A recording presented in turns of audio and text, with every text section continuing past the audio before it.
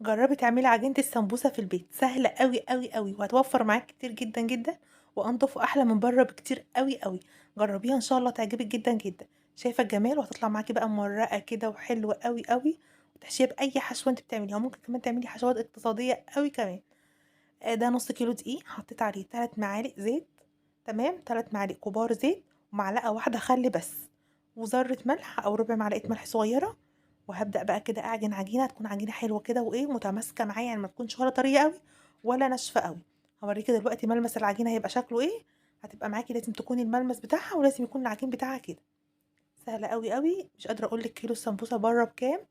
أنا رُحت أشتري كيلو، مش قادرة أقول لِك بقى، اسألي عليه كده وهتلاقيه بكام. جرّبي بقى، طبعًا الدقيق دلوقتي رخيص جدًا. هاتي نُص كيلو واعمليه، هيطلع معاكِ وهيعمل معاكِ كمية حلوة أوي، أوي. هتعملي منها وكمان هتخزّني منها في الفريزر حلو أوي وهيعجبِك إن شاء الله. كده بقى ملمس العجينة، الملمس بتاعها حلو أوي كده بالشكل ده، ولا طرية أوي زي ما قُلت لِك ولا ناشفة أوي. هاسيبها ترتاح شوية، يعني مش هاسيبها ترتاح كتير. هي طبعًا ما فيهاش خميرة زي ما إحنا عجننا كده مع بعض. أنا عاجنة من غير خميرة ومن غير أي حاجة خالص، ما بيبقاش فيها خميرة. فأنا هاسيبها بس ترتاح شوية، العجينة ترتاح معايا شوية، وأبدأ بقى أقطّعها. النُص كيلو هيقطّع معايا 8 كور. هاحاول على قد ما أقدر إن أنا أخلّيهم كلّهم كل كورة قد التانية. لازم يكونوا قد بعض كده، يعني نحاول نخلّيهم قد بعض بالضبط. تمام. النُص كيلو طلّع معايا 8 بالضبط. هاسيبهم برضه يرتاحوا شوية كمان حوالي كده 5 دقايق أو 10 دقايق بالكتير أوي. وهابدأ بقى كده إيه أرُش رشة دقيق خفيفة خالص. وأبدأ بقى إيه أفرد. طبعًا أنا معايا بقى إيه الحاجة اللي أنا هابدأ أعمل بيها، نشا وزيت، والفرشة طبعًا بتاعتي لازم تكون موجودة معايا، النشا والزيت. ممكن بقى تفردي بدقيق أو تفردي بنشا زي ما تحبي، المتوفر عندِك اعمليه. ممكن برضه تستبدلي النشا بالدقيق، بس النشا طبعًا بتخلّيها حلوة أوي ومش بتخلّيها تشرب زيت معاكِ وأنتِ بتقليها. هنا بقى كنت فردتها كده بالطريقة ديّة، مش هاخلّيها إيه مفرودة كتير أوي، يعني صغيّرة كده مش كبيرة أوي، قد القرصة كده. هابدأ بقى أدهنها كده بالزيت وأرُش عليها رشة نشا. وهاعمل واحدة كمان، أنا هاحط 4 على بعض، كل 4 أحطهم مع بعض. أرُش بقى رشة نشا خفيفة كده، وأحط واحدة فوقيها كمان. وأبدأ أفرد واحدة تانية، وأحط برضه زيت ونشا. أحط عليهم كلّهم، طبعًا آخر واحدة بقى اللي هي فوق دي مش باحط عليها. دي بس اللي أنا مش باحط عليها، باحط على الإيه، عليهم كلّهم ال3 اللي تحت، ومش باحط بقى على الأخيرة اللي فوق دي. هاعمل برضه ال4 التانيين كمان عملتهم أهُم، هاسيبهم برضه يرتاحوا كمان 5 دقايق. وبعد كده بقى إيه، هابدأ أفرد كده بقى بالنشابة بتاعتي. طبعًا أقلبها على الجنب التاني عشان برضه الطبقة اللي تحت تتفرد كويس، ويبقوا كلّهم مفرودين قد بعض كده. هافردها بقى كويس جدًا، جدًا، على شكل مستطيل كده. يعني إيه، أخلّيها حلوة كده بشكل بيضاوي أو شكل مستطيل زي ما يطلع معاكِ. وبعد كده بقى طبعًا هنضبّطها بالسكينة. سهلة أوي وهتعمل معاك كمية حلوة جدًا، جدًا.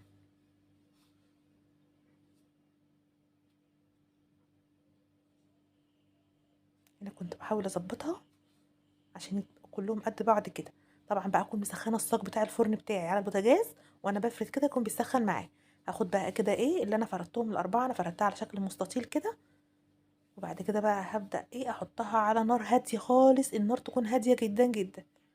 أحطها كده على الجنب، أول ما يتغيّر لون العجين، يعني أنا مش عايزاه يغيّر يحمَر أو كده، لأ، أنا عايزاه يدّيني لون بس إن هو استوي. يعني يدّيني اللون ده كده، اللي أنتِ شايفاه ده كده. أبدأ بقى إيه أطلّع الطبقات، شايفة الجمال؟ ولا واحدة اتقطعت معايا. شايفة؟ 4 طبقات هيطلعوا معايا دلوقتي بطريقة سهلة جدًا، جدًا. مش هيتقطّع خالص، هتطلع بطريقة حلوة جدًا، جدًا. شايفة؟ شايفة الطبقة التانية بقى طلعت برضه جميلة إزاي؟ ولا اتقطّعت ولا حصل أي حاجة خالص. كلّهم ما شاء الله، شايفة الجمال؟ طبعًا هيكون معايا فوطة بقى، أول ما أطلّع أغطّي بالفوطة على طول. تكون الفوطة كده معايا عشان ما ينشفوش معايا. وبعد كده بقى هاضبّطهم على بعض. وابدأ بقى ايه اقطعهم بالشكل اللي انتوا هتشوفوه دلوقتي. هيطلع بطريقة حلوة جدا، جدا. طبعا انا بحب بقى ان انا احشيها كلها. وابدأ بقى ايه اقليها كده. ابدأ ممكن يعني بحب ان انا احطها في الفريزر محشية. لان عشان لو انت شلتيها كده إيه هتفتفت معاكي، ما ينفعش ان انت تشيليها كده في الفريزر. الافضل، الافضل انك تحشيها وتشيليها. ده افضل حاجة انك تحشيها وتحطيها في علبة كده. وتحطيها اي حشوة بقى انت حابة تحطيها. تحطيها عندك في الفريزر، وقت ما تحبي تطلعيها اعمليها بقى، هتطلع معاكي كويسة جدا، جدا. طبعا معلقة الخل اللي احنا حطيناها في الدقيق واحنا بنعجن، دي بتخلي العجينة معاكي حلوة قوي وهشة كده وانت بتقليها في الاخر. وبتخليها كمان ما تشربش معاكي زيت كتير. هنقطعها بقى كده ايه ونسويها كلها، يبقى كلها قد بعض كده. مش قادره اقول لك عملت معايا كميه حلوه قوي. يعني اللي انا بقطعهم دول كانوا 4 بس، يعني لسه في 4 كمان هقطعهم. شايفه بقى الجمال؟ حبيت اظبطها كده عشان يبقى كلهم طول واحد. طبعا اللي انا بقطعهم دولت ممكن بقى تعملي بيهم اي حاجه تانية، اي وصفه تانية معايا كده. ممكن ابقى اعمل لكم بيهم وصفه تانية هتبقى حلوه برضو قوي. شايفه الجمال بقى والحلاوه؟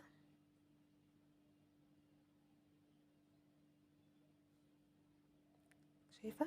دي بقى العجينه بقى اللي انا هلزق بيها وانا بحشي. دول معلقتين دقيق ومعلقتين ميه.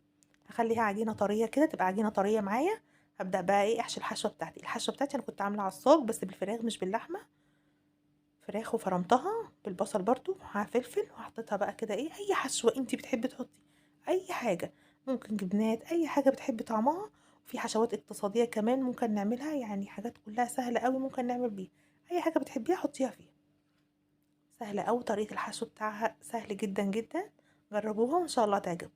دي بقى حلوة جدا في رمضان بقى، في الأيام العادية، في المدارس ممكن تعمليها لولادك في المدارس، في لانش بوكس معاهم. حلوة أوي. شايفة طريقة الحشو بتاعتها سهلة أوي ازاي؟ تبدأي بقى تحطيها كده وتلفي ايه الطبقة اللي باقية على الجنب اللي انتي حشتيه بالطريقة دي كده. هتلفي كده الطبقة دي بقى، هنحط طبقة عجين هنا في الجنب ده كده. مش طبقة عجين، يعني هندخل عجين خفيف خالص كده وابدأ بقى الزقها كده. شايفة بقى تطلع معايا شكلها جميل ازاي؟ سمبوسك دي ولا مش سمبوسة؟ سهلة جدا. لو انتوا بقى بتقولوا عليها سمبوسك او سمبوسة قولوا لي بقى في التعليقات يا ريت.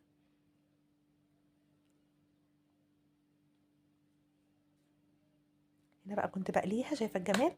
لونها بقى طالع ذهبي وحلو قوي. كانت مقرمشة قرمشة وكانت جميلة جدا جدا. جربوها وان شاء الله تعجبكم وهتوفر معاكم كتير قوي. واسألوا على الكيلو بره بكام، وجربوها في البيت وهتشوفي الفرق، التوفير قد ايه، فرق كبير قوي قوي. شايفه الجمال؟ والحشوه بتاعتها بقى من جوه كده كانت طعمها حلو قوي معاها كده. حشوه الفراخ معاها حلوه قوي قوي. جربوها ان شاء الله تعجبكم. اول مره بقى بتتفرجوا عليا، يا ريت دعم بلايك واشتراك في القناه عشان يوصل لكم كل جديد. السلام عليكم ورحمه الله وبركاته.